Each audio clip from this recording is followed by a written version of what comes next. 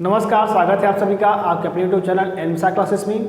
साथियों, जैसा कि आप सभी जानते हैं कि उत्तर प्रदेश राजकीय टंडन मुक्त विश्वविद्यालय से संबंधित सारी खबरें आपको यहां से मिलती हैं। जो भी न्यूज़ हैं मैं सारे न्यूज़ से आपको अपडेट करता रहता हूं। तो इसी क्रम में आज हम बात करने वाले हैं उत्तर प्रदेश राजकीय टंडन मुक्त विश्वविद्यालय के जनवरी सत्र में जो परीक्षा आयोजित होती है वह परीक्षा कब आयोजित होगी। ठीक, बहुत सारे लोगों के प्रश्न हैं कि परीक्षा कब होगी। देखिए, इसमें दो चीज़ें हैं, आप समझेंगे अच्छे से। देखिए, एक इसमें होती है परीक्षा वार्षिक, ठीक है, और एक इसमें परीक्षा होती है सेमेस्टर। तो यह ध्यान देंगे हम कि वार्षिक और सेमेस्टर परीक्षा क्या चक्कर है। वार्षिक परीक्षा उनकी होती है जिन्होंने एकल विषय में प्रवेश लिया हुआ है। ठीक, जैसे कि राजनीति विज्ञान से एकल विषय करूँगा, कम्बिनेशन नहीं है, कम्बिनेशन बनाने के लिए करें, टीजीटी पीटी देने के लिए।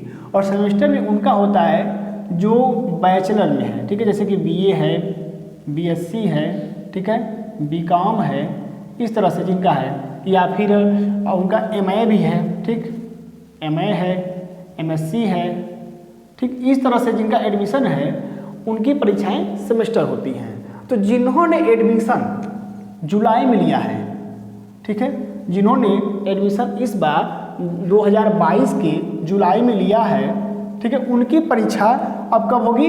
जनवरी में होगी। ठीक है, क्योंकि पहला सेमेस्टर क्या है? जनवरी, और दूसरा सेमेस्टर क्या है उनका?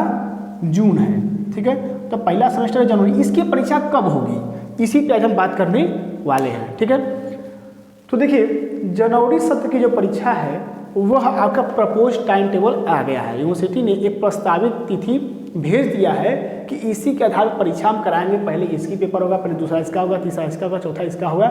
डे 1, डे 2, डे 3 करके टाइम टेबल आ गया है, लेकिन उसमें डेट कंफर्म नहीं हुई है। अभी आपत्ति 1 जनवरी तक मांगी गई है।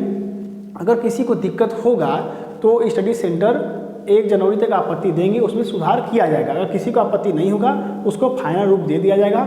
और जहाँ तक मेरा अनुमान है कि जो राजकीय टंडन की परीक्षा है वह लगभग 20 जनवरी से आरंभ होगी। ठीक है, 20 जनवरी से परीक्षा आरंभ होने की संभावना है, लेकिन आपको घबराना नहीं है, क्योंकि 20 जनवरी से जो पेपर स्टार्ट होता है उसमें जो भी जैसे CHR certificate in human rights, ऐसे जो CHR डिप्लोमा, पहले सर्टिफिकेट और डिप्लोमा के ही पेपर होते हैं। जो BA, MA, BSc, MCOM, BCOM वाले हैं उनका जो पेपर है लगभग मुझे लगता है कि आपका 27 जनवरी से आरंभ होगा।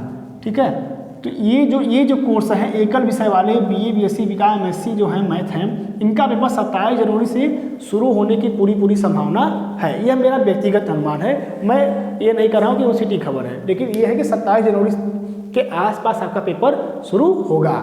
और रहा की बात, ये सेमेस्टर तो मैंने बता दिया कि जिन्होंने BA, BSc, BCom, MA में एडमिशन लिया उनका सेमेस्टर पेपर होगा जनवरी में होगा। लेकिन एकल विषय परीक्षा किसकी होगी, कब होगी? तो देखिए, जिन्होंने पिछले साल, ध्यान देगा, जिन्होंने पिछले साल यानी कि 2000,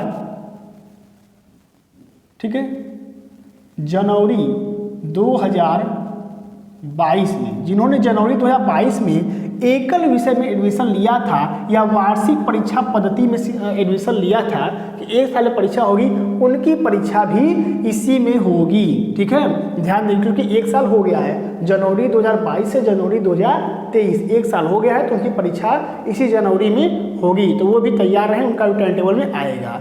ठीक है, तो यही जानकारी मुझे आपको देनी थी। बाकी जो भी जानकारी होगी आप मुझे कमेंट के माध्यम से आप पूछ सकते हैं, मैं उसका उत्तर दे दूंगा। अच्छा, एक बात और है कि जिनकी किताबें नहीं आई हैं अभी तक यूनिवर्सिटी से, वो क्या करें, कैसे परीक्षा देंगे? तो साथियों, ऐसा है कि परीक्षा में कुछ सुविधाएं आपको मिलती हैं, यह बात आप जान लीजिए।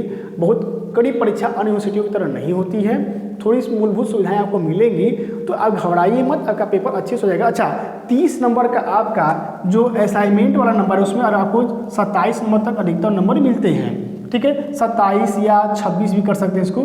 ठीक है, 26-27 तक आपको मिलते हैं, तो 26 नंबर इधर से हो गया, और 70 नंबर में आप अगर ठीक ठाक भी लिख देते हैं यूनिवर्सिटी कापी पे, तो मान लीजिए आपको 40 नंबर इधर से मिल जाता है, तो भी आपका 66% हो जाता है, जो कि बहुत है। ठीक, तो आप निश्चिंत रहिए, परीक्षा आपकी अच्छी होगी, और किताबें आ जाएं तो पढ़ लीजिएगा थोड़ा, अन्यथा नहीं आएंगे तो भी घबराने की बात नहीं है। तो इसी के साथ मैं आपसे विदा लेता हूँ। धन्यवाद।